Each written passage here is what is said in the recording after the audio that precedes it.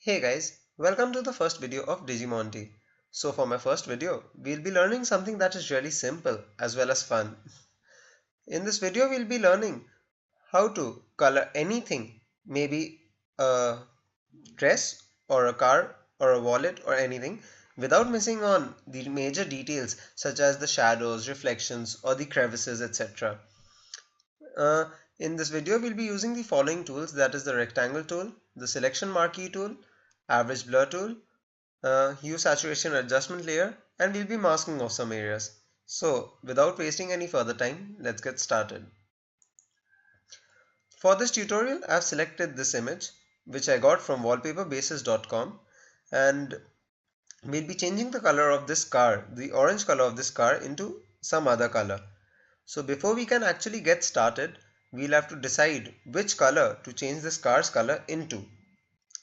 For my editings, I generally use this site called brandcolors.net, and what this site gives you is it gives you the color codes of the various famous brands. So for this tutorial I've chosen this Facebook blue color, which is the hex code for which is given over here, that is 3B5998. So what we first have to do is select the rectangle tool from here, create a rectangle, go to fill, add the color over here, that is 3B5998, and press OK. Now what we need to do is we need to sample one of the colors where the true color of the car is seen. Now what do I mean by the true color of the car? Basically where none of the reflections, shadows are seen, and like you can actually see the actual color of the car over there. So this area looks fine. Now what we need to do is press Ctrl J so that you duplicate this area and send it to its own layer. Now another thing we have to do is, you can see that there are some grains and there is a change of color in certain areas. So we need to create a uniform color by using the tool average. Now first press Ctrl or Command and select this image, or maybe right click and use select pixels. Then go to filter, blur, average. Now as you can see, it has created a uniform color.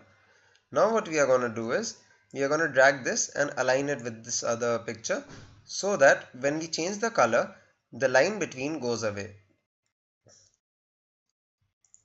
Now the next step is creating a selection of the orange color using the hue saturation layer. So you can either select it from here, or you can go down here and select hue saturation.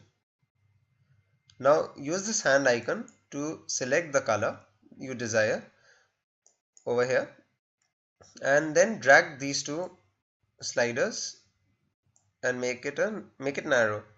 Now drag the hue slider and take it totally to the left, and now drag this slider until most of the car is selected, maybe not all but most. So, and then you'll have to drag these sliders on its side so that most of the car is selected again.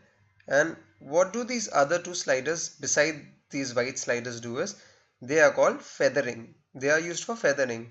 So what is feathering? Feathering is a transition between the selected and the unselected areas. So as you can see, as I drag the slider, there's a transition happening from between the selected and the unselected areas. It's a very soft transition. So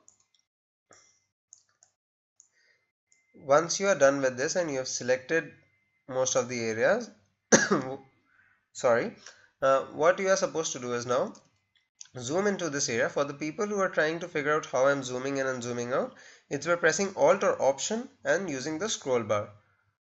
Then use these sliders, play with them a bit to find the perfect area that resembles the color.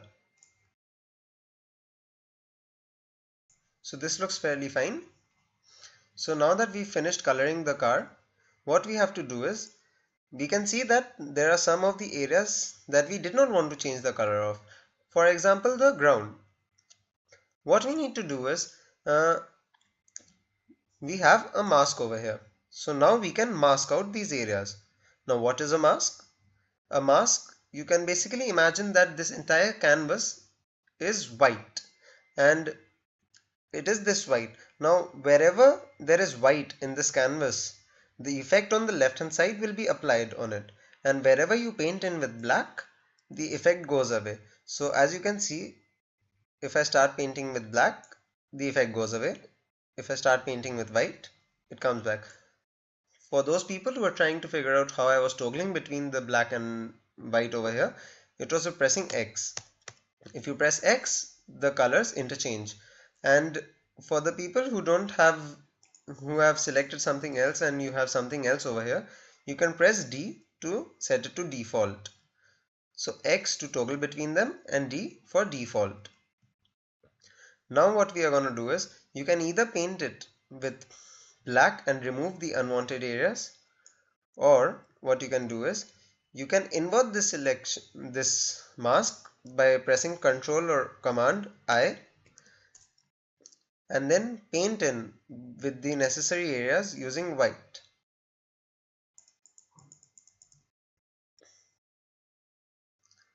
And now you can delete these two rectangles since they are no more needed. Now as you can see, this is the before and this is the after. Before and after. There are some other examples that I created that you can see how this tool actually works. The before and after.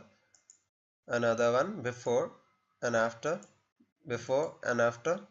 Another one, before and after. Before, after. So thanks a lot guys. I hope I could help you all, and please don't forget to subscribe and ring the bell icon.